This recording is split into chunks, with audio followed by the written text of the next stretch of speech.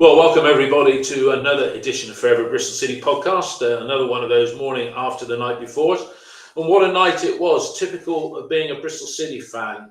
Agony and then almost ecstasy. The final score at the Bet365 Stadium, it finished Stoke City 2, Bristol City 2. The 6 games now unbeaten, and City sitting nicely in the top half of the table. Hopefully we can anchor that position by getting something against Leeds at Ashton Gate on Saturday. I'm delighted today to be joined by Tom Sutton, and as usual, Ian's down there in Devon, going to give his words on the game. And I'll start with you, Ian. In a nutshell, how did you feel at the final whistle about 9:45 last night?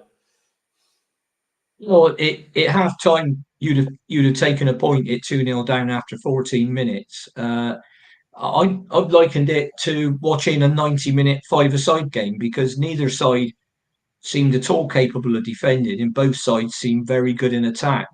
I should imagine for Sky viewers who are uncommitted, it it was a fantastic game to watch because thrills, spills. Their goalkeeper Johansson was man of the match by half time, and but in fairness to City, they showed tremendous character and kept going when in previous years we'd have gone under and lost that 5 or 6. And strangely enough, I spoke to Mark at halftime and I said, well, if I was a betting man and I'm not, I'd have put a bet on 2-2 being the final score. But it could have been anything in truth. It could have been 4-4, 5-4, 5-3.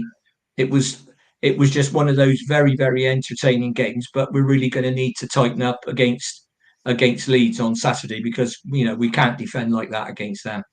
And I think Leeds themselves were 2 goals up inside the first 10 against Watford yesterday. Did they end up winning that one, Tom? 2-1. They scored 2 goals in 7 minutes. Yeah. So The Watford keeper threw the first one in the net. Yeah. And he wasn't great on the second one, but that's football, isn't it? Yeah. And Tom, your thoughts on the final whistle? It was an up and down game. Yeah. To end everything. All the good that we did at Middlesbrough was sort of thrown away within the first 15 minutes. We seemed all over the place, like whether it was tiredness or mental fatigue, or I think they might have travelled up on the day or something daft like that. Because I saw on Instagram Mark Sykes on a coach at about 8 in the morning. So it's like, right, okay, so if we have one there, it's a big old travel on the day. But yeah, really poor first 15 defensively. And then it took us about 20 minutes in to really get going. And then we sort of saw our midfield starting to progress the ball, starting to compete. And I think Williams was sort of the catalyst to that. I really liked him last night. I thought he was excellent again, carrying on his good form. And that second half, we came out going for it. It really felt like we almost had the bit between our teeth. And I know Hogg gave him a bit of a rollicking at half time, but that translated into the pitch, particularly first 10, where we were at them straight away. That was most impressive to see him, perhaps our weakest time period after that second I was thinking that you could have gone further behind based on our performance. If we look at the last season's game, the last game of the season, that was away to Stoke, and that just got away from us, and that ended 4-0.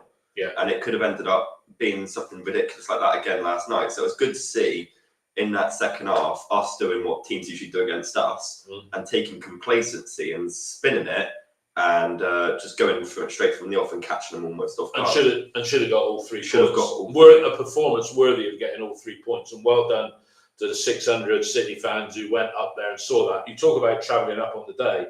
Back in the 80s, when myself, Richard Latham and Phil Tottle used to travel with the team, somewhere like Stoke, you'd leave Ashton Gate at 9 o'clock, you'd stop off at a hotel outside Stoke at 12 for lunch. Yeah.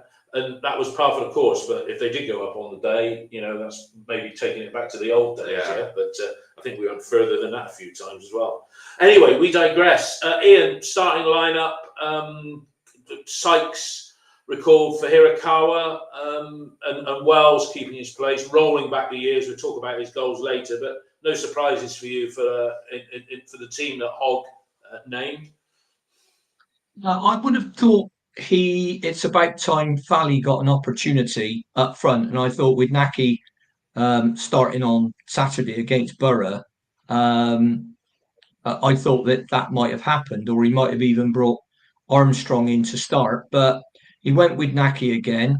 I wasn't surprised to see Sykes come in for you, because he'd cramped up really badly at the end of the game at Middlesbrough, and the last thing you want with a guy like that is for him to be tight muscles, go on the field and do a calf or a hamstring or something like that. So that didn't surprise me, and I thought Mark Sykes had his best game for ages last night. Yeah, I'd agree. And he does.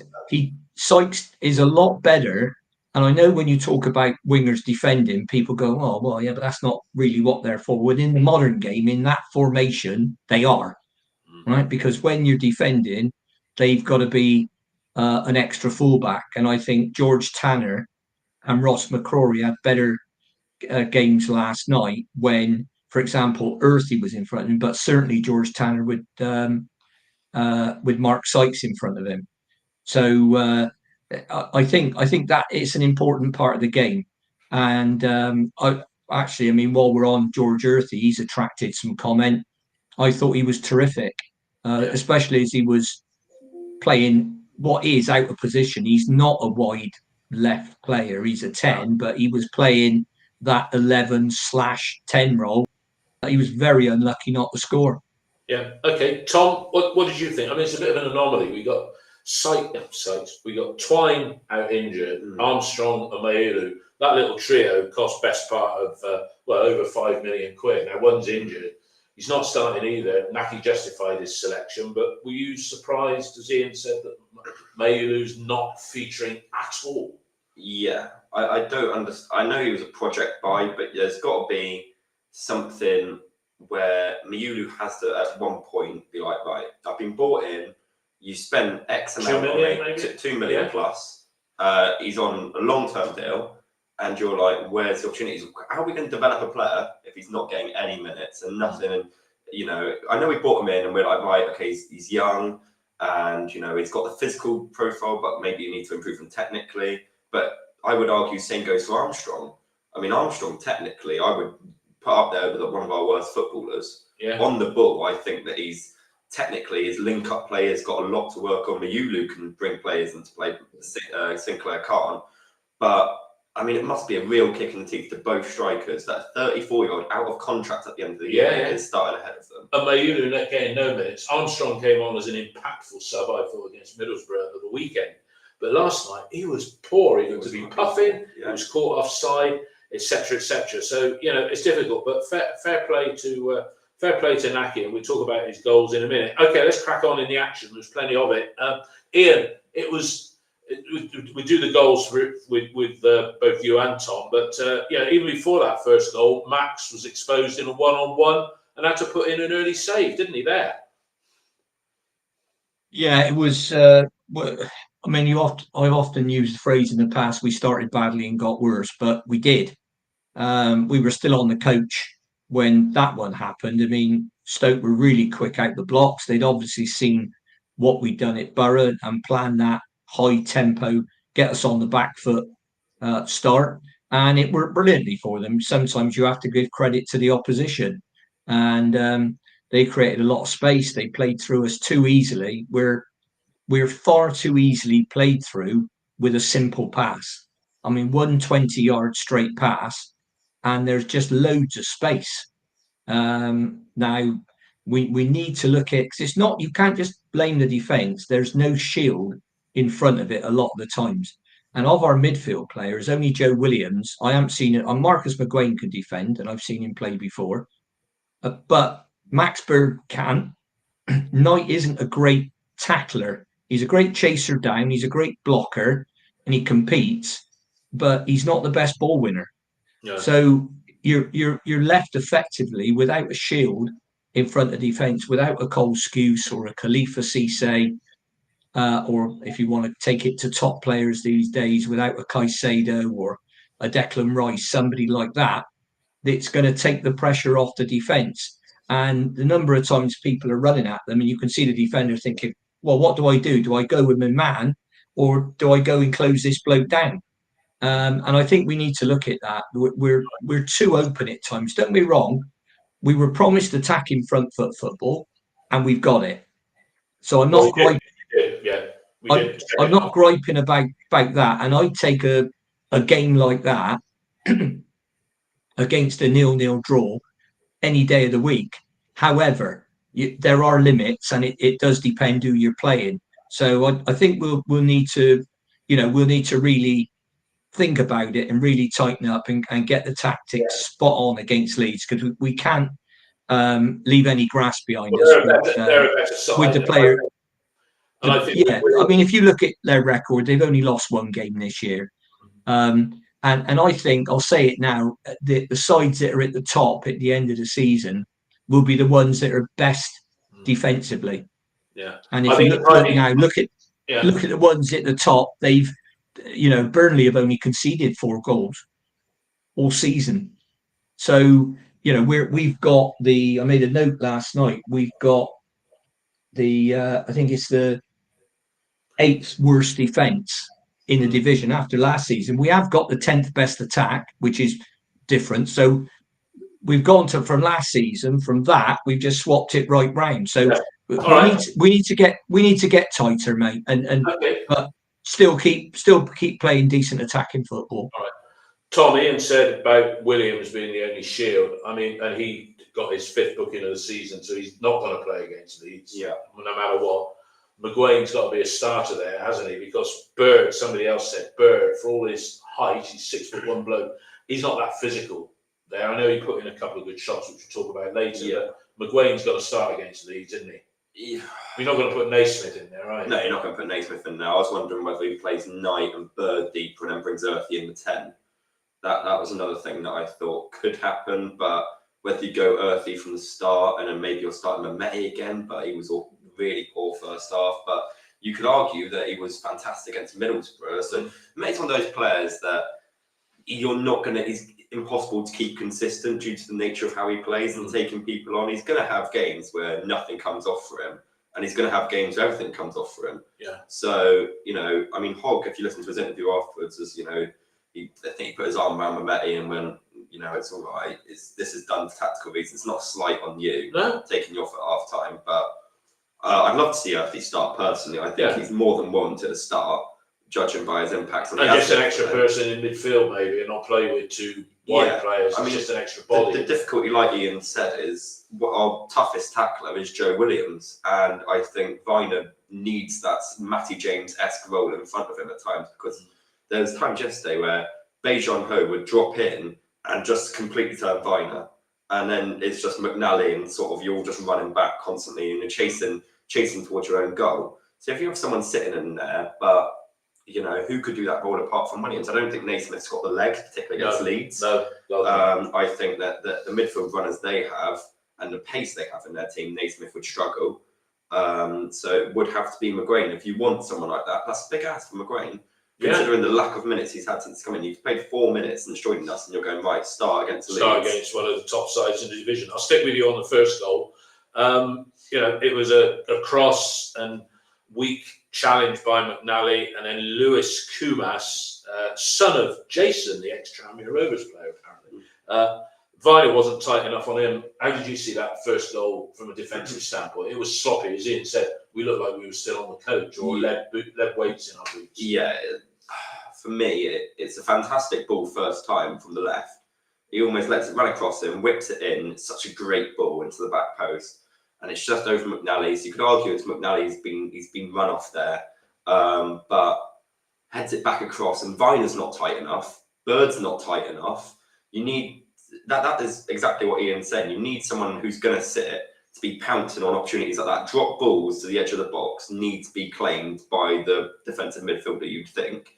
And Bird's chasing it. Viner's coming out, and it's a fantastic finish. I mean, wow. Yeah. To turn like that and to get it, 90 seconds into a game, it's a fantastic strike. But it's a really poor goal to concede because we haven't been played through. We've just been broken down by movement, and you'd be going, we've not been outplayed here. That's just a desire to get to the ball. By them. Yeah. And did you look at it like that, Ian? That first goal, just you used the term on the coach, but we weren't on it at all, then, were we?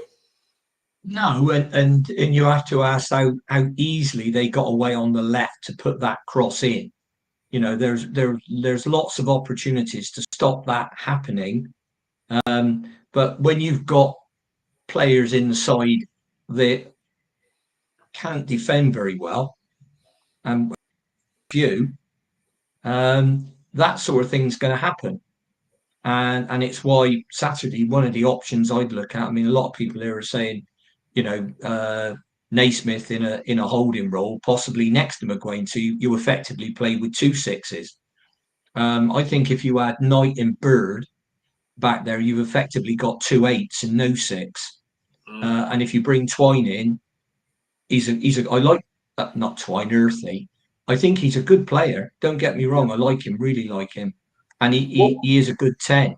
But I'd be scared of his of our defensive capability. But if we switch to a 3-5-2 or a 4-5-1 formation, but with wing backs instead of wingers, then to start with, then that might give us that extra cover and that extra shield. I mean, we've got some good defenders. I mean, all the back 4 are good defenders. But then you start going further up the field, and you know, you play the game still, Tom. You wouldn't be frightened against playing against any of the blokes in front of that, apart from possibly, as you said, you wouldn't be frightened of tackling anybody apart from possibly Joe Williams. He's the only one who's going to actually hurt you. And Ian, what about Sorry, McCrory? Somebody said on the text feed here, what about putting McCrory in the defensive midfield role, which he has played, and then being brave and putting Morrison in? That's been said by Steve Taylor. Morrison's got legs, be brave, put him in at left back. You could do what we did in pre-season and play Josh Campbell slowly there. And that means you've got somebody who's, for my money, a better defender. He can play left centre back or left back, and he's 6'4", so that gives you some extra height for dealing with set pieces and an extra threat for our own set pieces.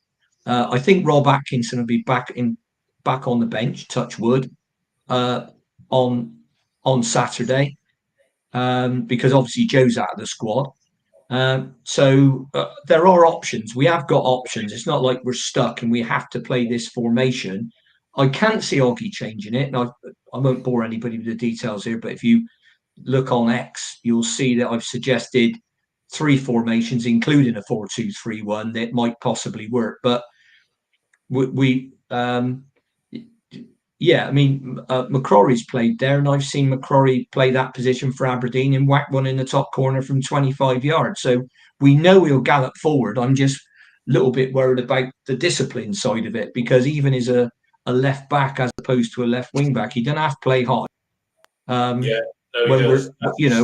we're in possession, and you could get caught against a side that, like Leeds, it can transition very quickly. So it'd be a lot of interesting tactical thinking, and you know that we've got a pile of analysts, and you've got Krause and Ogilvy going through clips and God knows what. But you know, I think we've got to set up right to start, because you know, I don't think if we go 2-0 down against Leeds after 14 minutes. Well, we won't get that back. Although it was the second home game of our first season back at this level, 2015-16, where we were 2-0 down against Leeds, and I was halfway across Cumberland Basin dropping somebody off, and we got back to 2-2. That was after we'd lost, I think, at home to Brentford on the opening day. But there we go. Tom, it got worse after 13 minutes.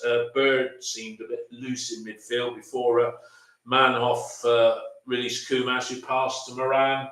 Easy chance, awful goal again to concede, wasn't it? Yeah, just a loose pass back into McNally, who tries to do the best he can, but that is the strength in the tackle. That's again, but I mean, the guy's got the momentum coming into McNally, so McNally sort of hit it against him, so it's sort of unfortunately put under pressure by it was Knight. Yeah, Knight back pass. Really light, but that's not Knight-esque, that sort of back pass, but that shows sort of lack of concentration, and that was just lack of concentration from Knight.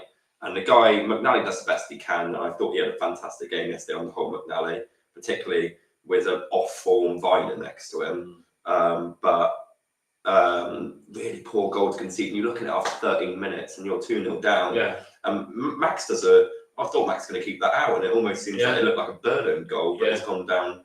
And 2-0 down. I mean, basically, Stoke did what Middlesbrough failed to do, because Middlesbrough could have been 2-0 up early doors in that game, but we got punished this time, didn't we? As Ian says, Leeds will be capable of doing that again, won't they? That's what I worry about. I know there's a lot, Ian said, and Josh Campbell Slurry, Elijah Morrison, but these are 18-year-olds that you're putting in against Leeds, who are probably top 2, top 3 strongest teams in the division, and especially in the attack. Willie Notto against Josh Campbell Slurry. I think I'd fancy. But equally, there doesn't seem to be a massive appetite for bringing Cal Naismith in, who was brought in as a marquee signing, 2.5, 3 years ago now. The thing with Cal is you get fantastic passing range, but is he a like for like for Williams? I don't think it's as tough a tackler, and I don't think he's got the legs to get around the midfield anymore. I think you can get away with him in the back 3, where you have Vino, who's got a bit of pace, or maybe a Cam Prem next to him, and his pace isn't as exploited, but the sharp movement off him, Cal's not exactly got the 2-3 yard burst in him. So McCrory's an interesting shout. I think he does have that burst, but then what do you lose at left back, and who comes in at left back? And it's a discipline again, like Ian's saying. It's been a long time since he's played that defensive midfield role, particularly in the Championship, if he ever has. And against Leeds, it's a different sort of game. It's not a bog standard middle clash. You're against a top team who have got a bit of form together, who will have all the confidence, sold out game. And you'll start, and it's exactly the game you almost want Williams for, annoyingly. Absolutely, no doubt about that. Ian, 25 minutes.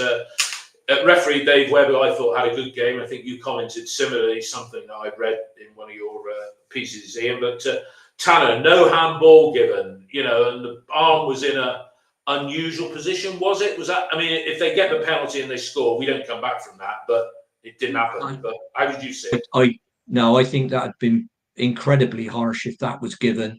I'm pleased with the last 2 referees we have that they haven't just gone for the easy decision.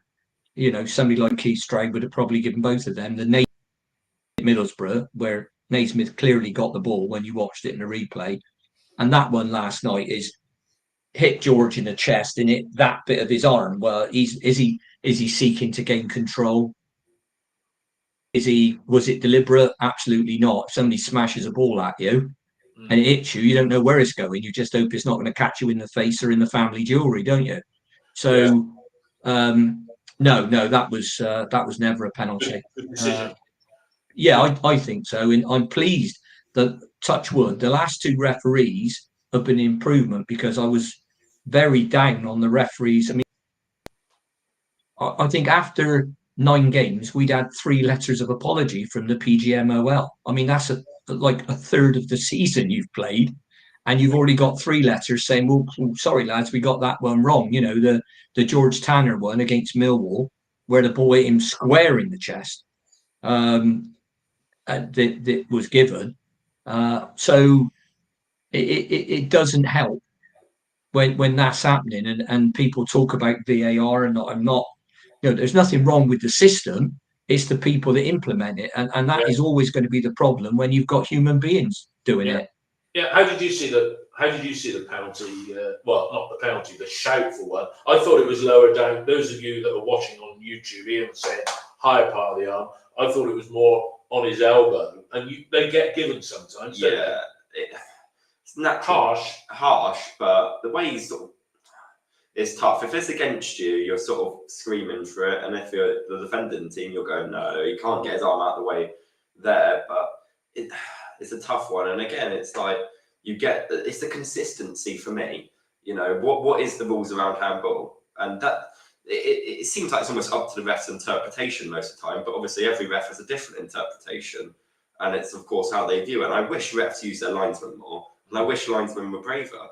On the whole, and they're all connected by speaker, and you've got to put the 4th official in there as well, because he's got as good a view as anybody sometimes. Personally, I didn't think it was a penalty, because, like Ian said, I don't think he's deliberately played it with his arm, and I don't think he's gone to gain an advantage. I think it's almost been kicked against him more than anything else. There's no movement towards the ball from his arm, but if it's against you, and that would have put the game out of sight if that's a penalty. But it's those sort of sliding doors moments that the difference. Yeah, absolutely. Well, City were coming back in the ascendancy then, and on the half-hour, Bird, he's got a shot on him. First of Johansson's saves, a bit like Tomaszewski was in the end against England for Poland back in 1973. You remember that game, I'm sure, Ian, when Brian Clough described Tomaszewski as a clown, and I had the good fortune to be at Wembley that night all those years ago. But there we go. But he tipped that one from Bird over the top, and then on 34 minutes, it was like ping pong in there. He did one save, header wide, to hit the post. We were going for it, weren't we, at that point, Ian? Yeah, I mean, I think that was our best attacking performance of the season over 90 minutes. We've done it before in bursts, like we did against Millwall. And we've had, good 15 minutes here and there and 20 minutes here and there. But that was over 90 minutes. Take out the first 14.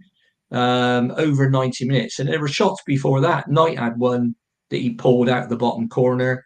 There was Nahki's flick. There was the cross that was pulled back where Knight headed it when he had Sykes coming in from behind him in a better position. Needed a shout, really. But yeah, I mean, you couldn't. I think sometimes we didn't get it quite right. The final ball, the cross wasn't quite there. But I mean, I think let's be fair.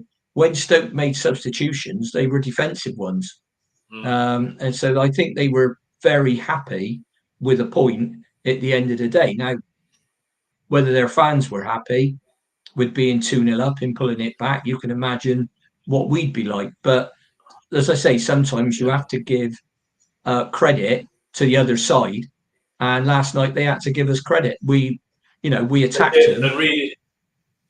And reading the fans forum, reading their fans forum, a lot of them felt, that even at 2-0 up, they didn't look secure and safe, and they were happy.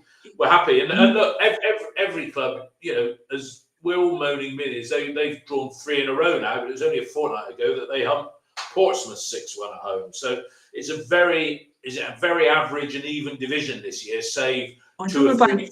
Well, I haven't seen.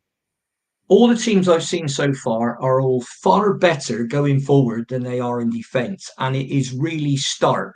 And I'd include us in that. So it's going to be, if you said, well, what if you could bring in a player in January, I'd be going right away for a defensive midfield player, because I think that's what we're really lacking. I've seen some good ones. I mean, obviously, some of them cost a lot of money. There's a guy called Sousa at Sheffield United who I was told cost them 10 million. But wherever the ball was when he was a defensive midfield player, he was, and he played against Leeds, and he was absolutely outstanding. But that type of player is something that we don't have and we lack. And that's where I'd look to go. I think we were struggling to score goals. We seem, touch wood, we seem to have picked up on that a bit. And in terms of, there's a lot of chatter on here about bringing in the younger players. And as you know, I've been campaigning for Elijah Morrison to come in on the left wing for a while. Obviously, I like Josh Campbell-Slowey as well. And like I think Steve said, if you don't play them, you don't know whether our management team, or Hoggy, as it is, he'll be picking the team, wants to do that against Leeds. I don't know. And do you want to do it at home rather than away, which is easier? So, but the management team, as somebody else said on here, I think it was Paul Binney said, look, the management team see the players around the training ground all the time. They know the under 21s. So when the time's right, they'll bring them in. If it's not, they're going to keep going. But it's going to be interesting seeing the lineup on Saturday. But I honestly don't think it's going to be a great deal different. Okay, let's get back into the action. Tom, second half, we started with Earthy coming on from the Met, and as Ian had said early, he's not left-sided and he's not a winger. Yeah, his first few minutes against Millwall, right-sided, which is his natural side, but still not a winger. But that was a tactical substitution there. Do you think, in saying Hoggy, I mean, we don't know how Liam is in his head, but do you think Liam, if he's watching it on television, he's having any input at all? I know that's speculation, but you know, do you think he might, or do you think Hogg is? We're seeing a Chris Hogg Bristol City evolving to some extent with a slightly different approach. I think Chris Hogg will do it. I don't think Manham, I think at this time will probably have a rightful step away. Yeah. And I think he needs that for himself as well, more than anything. But I think Chris Hogg has similar principles to Manham. I think you see them on sidelines, and in some ways, I look back at when we had the previous regime. I think Curtis Fleming had slightly different views to Pearson at times. I don't think Chris Hogg naturally has that.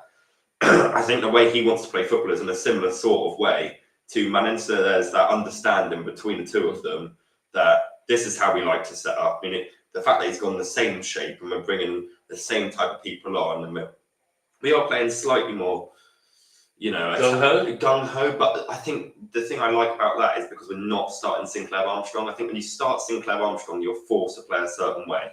And that is, you know, with Sinclair Armstrong, he's going to be better running than he is with the ball at his feet. Yeah. So the build-up play into midfield, the way it comes back into midfield, and the ability to break teams down to the middle, which is what we did yesterday, with Bird and Williams linking up, you don't necessarily get that with Armstrong, because when he comes deep, he will come, like when he came on, if you give it to Armstrong, he just tries to set you back, it's 2-3 yards behind you. Yeah. And you're sort of just chasing because it bounces off him as well. Bounces off too him. much. Yeah.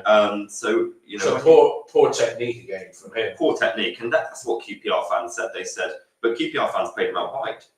He was never a number 9 for them, and a lot of their fans. And that's what I've said, in fairness, a few times, that he's better out wide as a physical presence, but late on in the game. Let's get back to the game. I mean, I was debating at half time whether to watch Great British Bake Off, but that little flurry of activity, I thought, well, let's hope. But then there was more than hope. Nahki, as the girl on stage, Nahki Wells.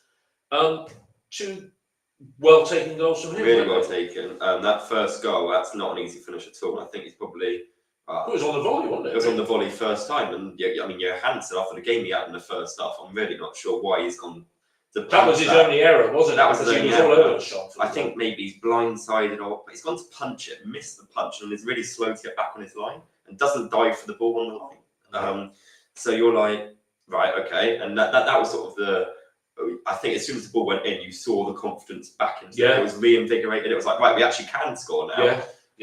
Because in the first half, coming off, everyone was just like, oh my God, this goalkeeper. You know. And I think as soon as that ball went in, we picked the ball up. I mean, only McNally and Wells celebrated. And everyone was back at the halfway line. And it was like that fight was back in us. And that was And the second goal, it was a good combination. Wells, Bird, Earthy deflection. And Wells clipped it in. Williams does really well. Williams, Bird, Earthy in the build-up. Williams is really well bringing the ball forward. And what you saw from Bird is what you saw against Millwall, the ability to do the short, quick exchanges, the 1-2s, and he does that with Earthy. And Earthy tries to get a shot away. Their bloke slides across and plays Nahki on because he was in offside position, but obviously their centre-backs played the ball. And defensively, I thought they were all over the place second half in particular. Ben Gibson really didn't know what to do. But when we got the pressure on, and when we're not playing balls in the air and trying to compete for second balls, we are a good footballing team. And that's the most frustrating thing. We can play football, but we resort to lumping it in the air and fighting for second balls when we play someone like Armstrong. So it's good to see both goals coming from, quick take and set piece. But it's the ability to just create something quickly. You know, that the set piece taken short, whipped in straight away. That goal, brought forward, 1-2 quick passes, and you're in. And, you know, I know we'll get onto it. When Earthy gets slid in, that's a quick ball from Bird as well. And you're like, we can break these teams down if you play with that quick football. Ian Nahki, 35 years old, out of contract. I use the term rolling back the years. He got a hat-trick for his country in the international break. But, you know, he's a fit bloke, and he showed all his hunter's instincts with both of those goals, didn't he? Yeah, I mean, Nahki's a goal scorer. That's it. You've said everything in that, and he can do it with either foot. If the cross is right, he can do it with his head as well. He's not as quick as he was, but he's certainly not slow. And I think I made the comment, if you could put Nahki's brain and touch into Sinclair Armstrong, you'd have a 70, 80 million pound striker, because Armstrong's got all the physique, but it infuriates me when a professional footballer gets caught offside looking along the line. I mean, you talk about, would he be better off wider on the left? Well, if you're going to get caught offside playing on the wing, you've got a really serious problem, because it's the easiest thing in the world. All you've got to do is look along the line and keep the right side of the defender furthest back, and you're not going to get caught offside. It really is as simple as that. Now, that to me shows a player that's not thinking about what he's doing. And I thought he looked, I mean, his first touch when he came on last night, talk about a pass. It was, and even simple passes towards the end of the game, a little 5-yard pass to somebody, and he's missed it by about 2 yards. So I wasn't at all impressed. And I think if I'm Fally Mayulu and I'm sat on the bench and I'm seeing that guy come on and I'm not getting a chance, then I am going to get the raving It's fair enough. If you're a striker, you're on the bench, your side's scoring goals for fun, and you're sat there and you have to wait your turn. For example, Leeds have got Patrick Bamford on the bench, not starting, but he's looking at a side that's successful. He's looking at Perot, who's creating and scoring goals. They've also got Dan James on the bench. So despite having sold their 3 best players for a thick end of 140 million in the summer, they've got some real depth there. And they, don't forget, they've got a few injuries as well. They've lost their captain, the ex-Exeter player. So, but going back to Nahki, if you're good enough, you're old enough. Or if you're old enough, you're good enough. I don't know what it is, but I mean, I can't see how he could be left out on Saturday against Leeds. I think he'll start, and I don't think we'll offer him a contract in the summer. But then he could probably go off and play in the Saudi League or something like that for the final 2 years of his career, or even drop down to League One. Let's get back to the actual song. I mean, Dave Febbs on Twitter, I think, described it as a bit like watching a basketball game. It was end-to-end stuff, and just on the hour after we were rampant, there was a 3-on-3 that we created as we broke from the middle, but Sykes weak cross shot. But then McNally had to put in a tackle on the Korean, whose name I'm not going to discuss. You did it not going to try and pronounce. You did very well. Bocat put in a cross, headed over by Cannon. End-to-end stuff. Sykes won a corner. Johansson saved from Knight. But on 68 minutes, what epitomised Johansson's performance was that double save that he did. I mean, that was top drawer, and our players didn't do anything wrong at all. Take us through it, Earthy. As well, but Bird plays a fantastic ball. Earthy's what a run that is, to run off the defender like that and keep yourself on. That shows real. That's the Premier League intelligence there. You don't get that. Sinclair Armstrong never made that sort of run. And although Earthy, he's got a lot to learn physically, that sort of intelligence and that sort of run is exactly why he is playing where he is at West Ham and why he's getting opportunities. Because to curve your run like that is so difficult, and he does it, and he lifts it as well. So he's done absolutely nothing wrong. He lifts it, he gets good connection on it, but Johansson stays strong and firm. He doesn't go to ground. He stands there, and then he almost forces Earthy to make the decision for him. And from that close in, I mean, that's fantastic goalkeeping from Johansson. And then to get himself back up for the Sykes header. I mean, Sykes has a fantastic header as well. Yeah, that was good. To get the height, to get the pace on it, and Johansson gets up quickly. It makes it, and you're like, oh, right, okay. Yeah. And again, just like against any other team here, we'd be about 4-2. We'd have won it. But single-handedly, it kept minute, and he bails out his centre-backs a lot, Johansson. Yeah. Because you'd have to be, wondering why Sykes has got a free header and why Earthy has got him behind. He's so unchallenged and whatnot, but what a fantastic double save that was. Yeah, I mean, Johansson, I seem to recall a few years ago, City at Villa, and Max O'Leary had one of those nights against Aston Villa, probably even more so than Johansson did. But Johansson, Ian, he was a regular in the Rotherham team, probably the only star in a team that got relegated. The sort of goalkeeper that, 12 months ago, you'd be saying, well, if we want somebody to compete with Max or even challenge, compete, the same thing.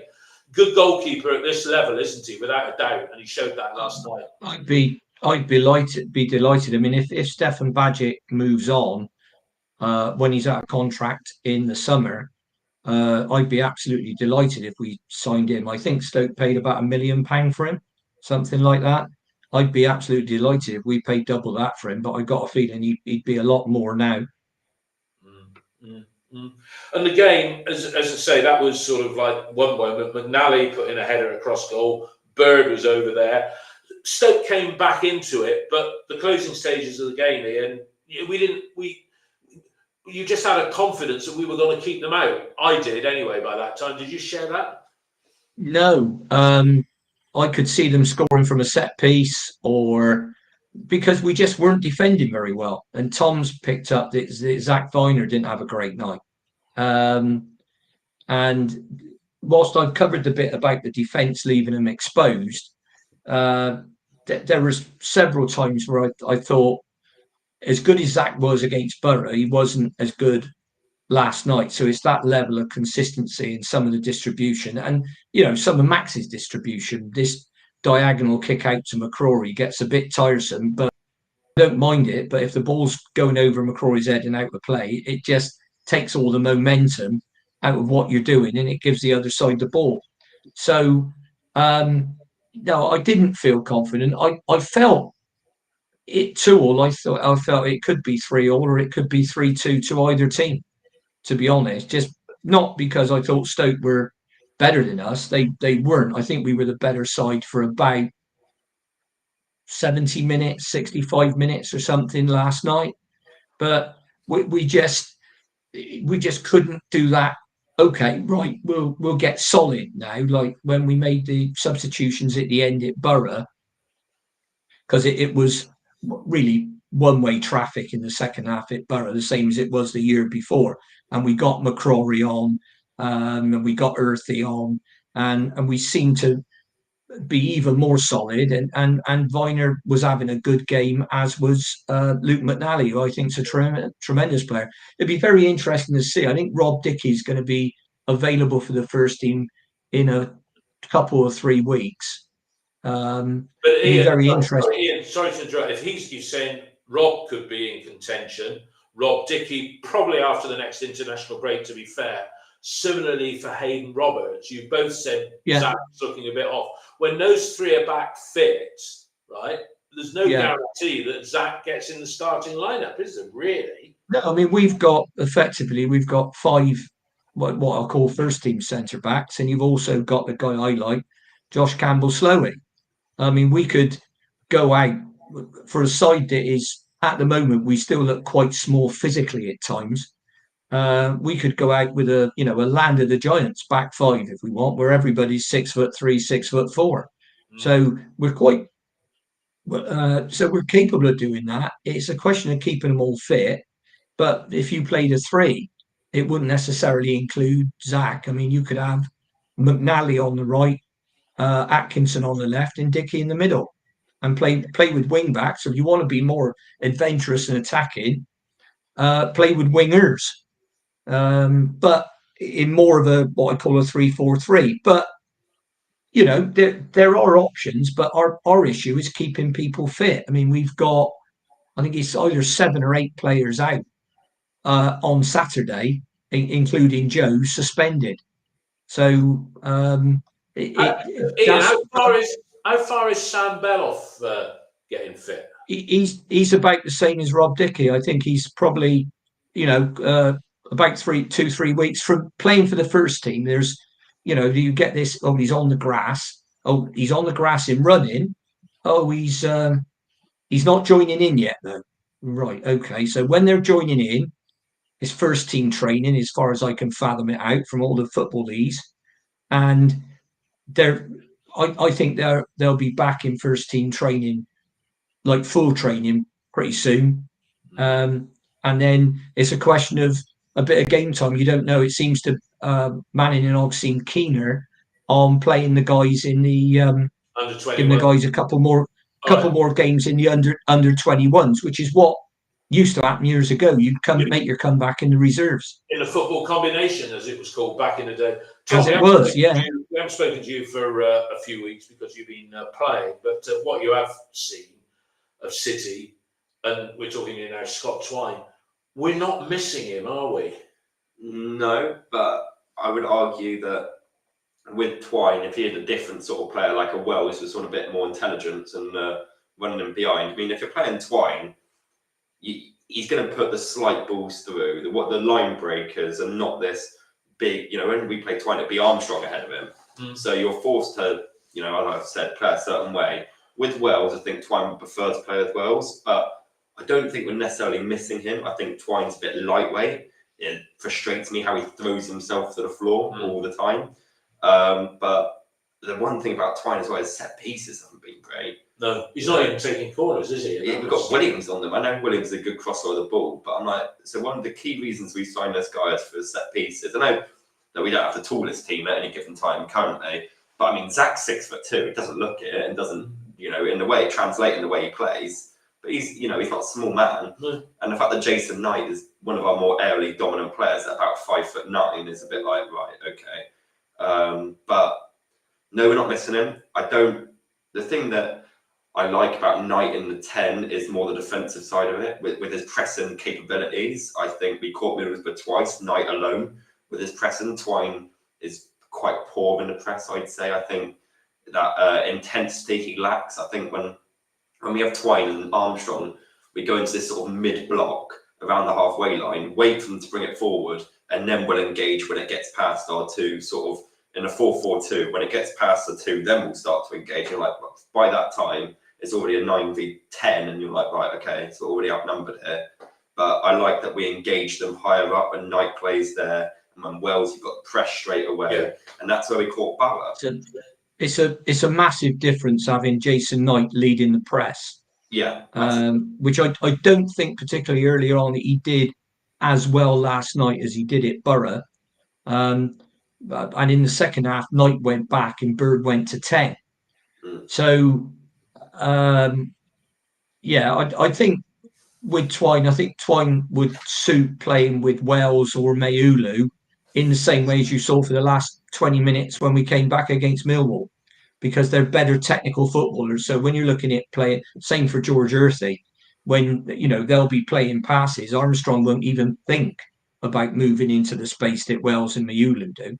So, and that's just we know what we bought. We didn't pay an awful lot of money for him as far as number 9s go, and we didn't pay an awful lot of money for Fally either.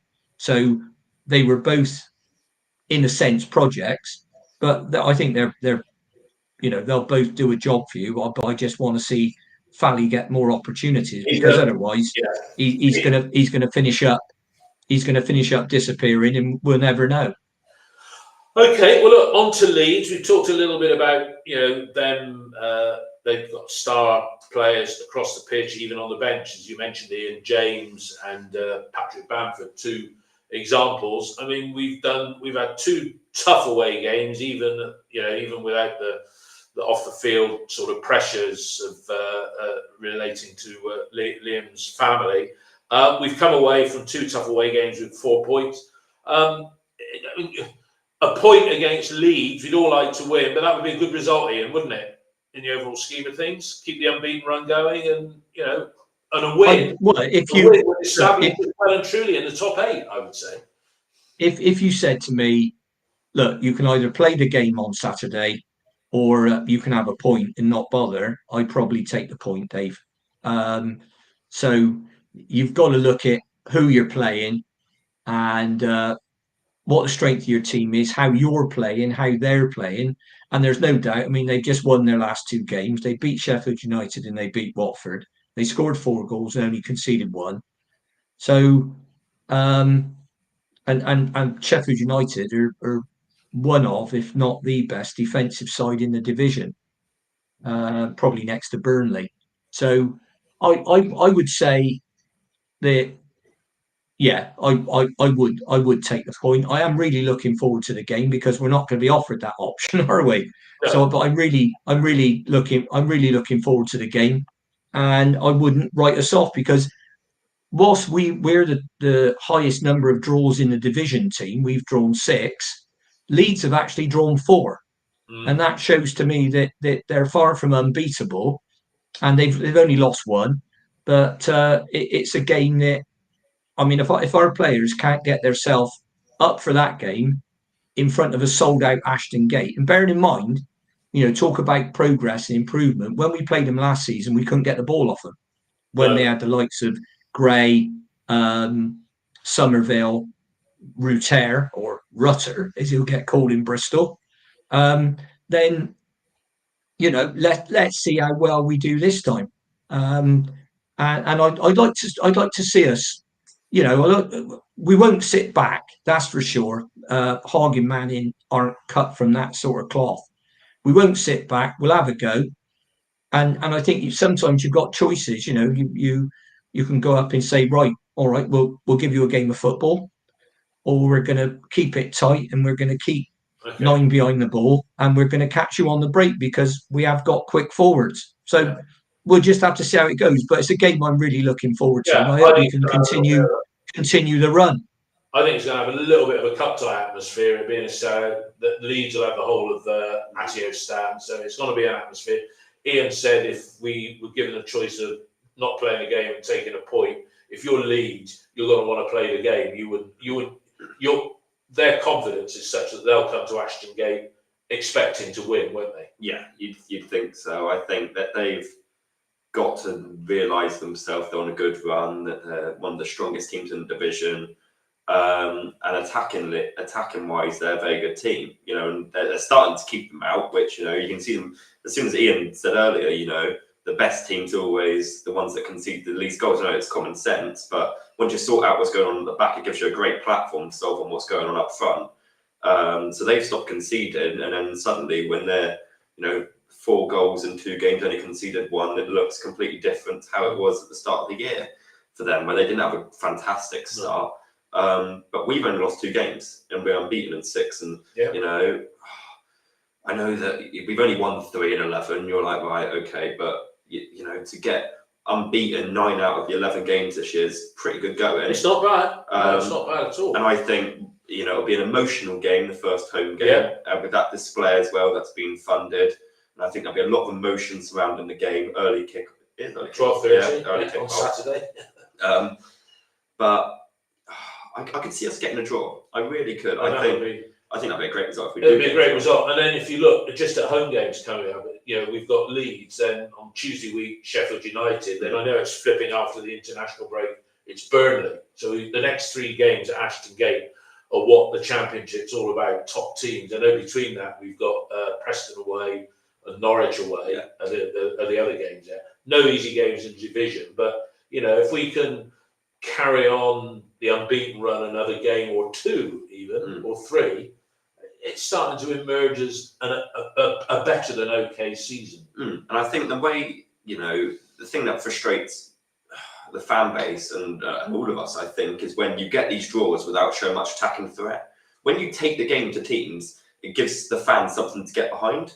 We drew yesterday to Stoke, but 0-0 against Sheffield Wednesday and 1-1 against Cardiff and against Swansea. Uninspiring. Uninspiring, yeah, exactly. And Dave Tubby, who came on, aka the Turtle, on the forum, he sent me a message just before going. He said, let's assume that Stoke game had been at home, if fans are entertained and the football is entertaining, they're happy. You just mentioned Sheffield Wednesday and Cardiff as not great games to watch.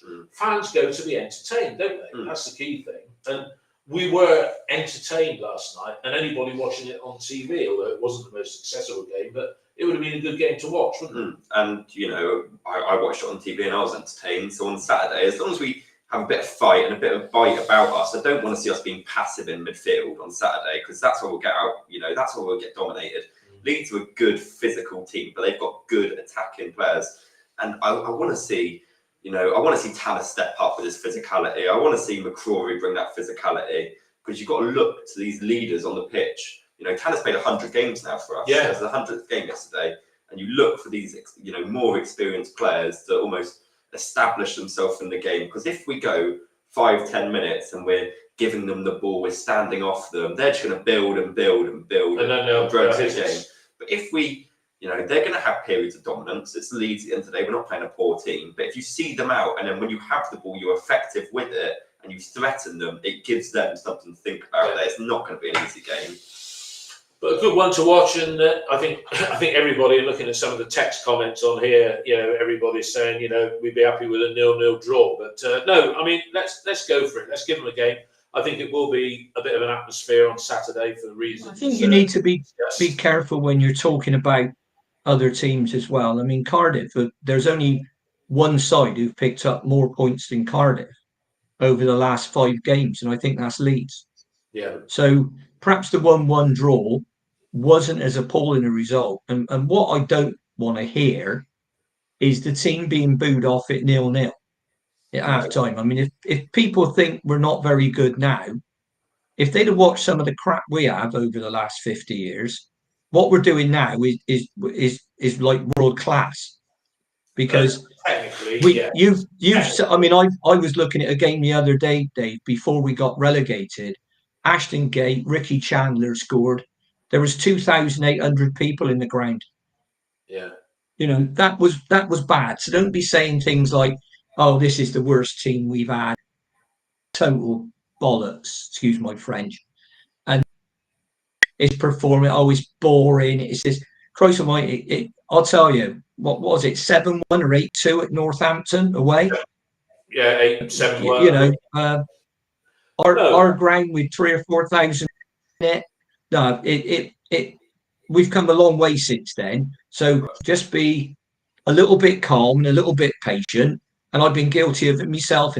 And don't look any further in the next game.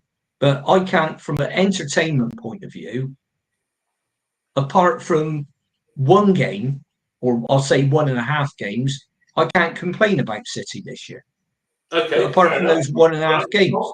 Okay, Tom, final word from you. Take your point on about I wouldn't ever agree with booing the team in a 0-0, or I've never booed the team, and I probably never will, because I think at the end of the day, as long as I see the effort there, we complain, but football's moved on, and I think when you get told, and the promise was that when Pearson went, it was okay, we're bringing in a front foot, young, exciting manager, but when the performances aren't that, I think there is almost a reason to then turn to the club and go, well, why are we not getting what we were promised? And I think it needs to be more of an open line of communication. If we're not going to do that, I want to hear more reasons why we've not played that sort of football. I want to hear more justification from the management to say against Cardiff. Let Tom finish. Against Cardiff, it was an uninspiring performance. I know that they're doing well now, but the performance on a whole wasn't good, I would say. And against Sheffield Wednesday, the performance wasn't good. So were the boos warranted? No. But then can you say, look, well, it's better than what it was 30 years ago? But then every club, again, has improved on 30. The facilities have got better. It's different. It's a different game. Well, 30 years ago, and I was watching 57 years ago, and it was, and it's just society. People want instant results. Yeah. In the Premier League, every manager in the Premier League is three bad results away from crisis and looking over their shoulder about their job. And there we go, guys. Ian, I know we could talk about this aspect of it for ages. I've got work to go to. Other than you're off today, Tom, and Ian's a man of luxury now.